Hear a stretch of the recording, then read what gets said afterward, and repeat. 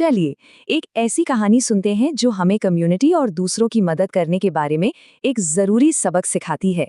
ये कहानी इसी सवाल का जवाब ढूंढती है और दयालुता का असली मतलब समझाती है।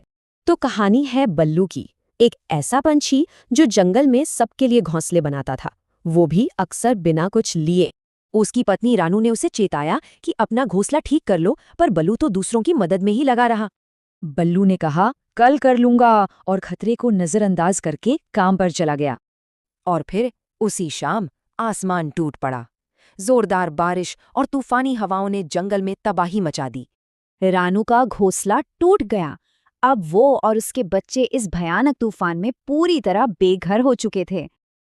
अब रानू मदद के लिए उन्हीं पड़ोसियों के पास गई जिनकी बल्लू ने मदद की थी। उसे यकीन था वो मदद जरूर करेंगे।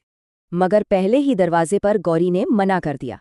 उसे डर था कि उसका अपना घर भी खतरे में पड़ जाएगा। अगले पड़ोसी मोंटू ने भी मना कर दिया। बोला माफ करना, मेरा घोंसला ज्यादा वजन नहीं झेल पाएगा। एक एक करके सब ने दरवाजे बंद कर लिए। जिस कम्युनिटी की उन्होंने मदद की उसी ने उन्हें बेसहारा छोड़ दिया। अब तो लगा जैसे सारी उम्मीद ही खत्म हो गई, लेकिन कहानी में अभी एक मोड़ बाकी था। उनकी एक पुरानी नेकी जिसे वो लगभग भूल चुके थे, अब उनके काम आने वाली थी। याद है, एक बार उन्होंने एक बड़े पेड़ को कटने से बचाया था। आज उस पेड़ को उनकी वो नेकी याद थी।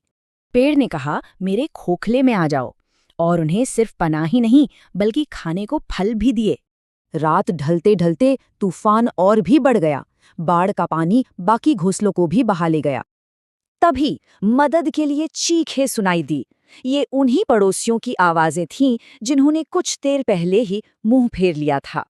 गौरी डूब रही थी, मोंटू का घोंसला बह रहा था। जिन्होंने स्वार्थ दिखाया अब वो खुद खतरे में थे।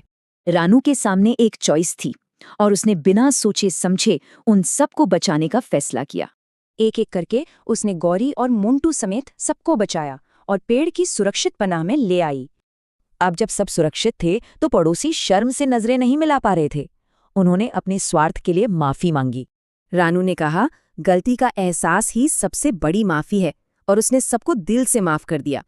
तो देखिए, स्वार्थ ने सबको डुबोया, वहीं दूसरी तरफ दयालुता ने एक ऐसी जगह बनाई जहां सब महफूज थे। तो इस कहानी का सबक क्या है? असली कम्युनिटी वो है जो सिर्फ अच्छे वक्त में नहीं बल्कि हर तूफान में साथ खड़ी रहे। तो सवाल ये है कि जब कोई तूफान आए तो कौन सा दरवाजा खोला जाएगा, मदद का या स्वार्थ का?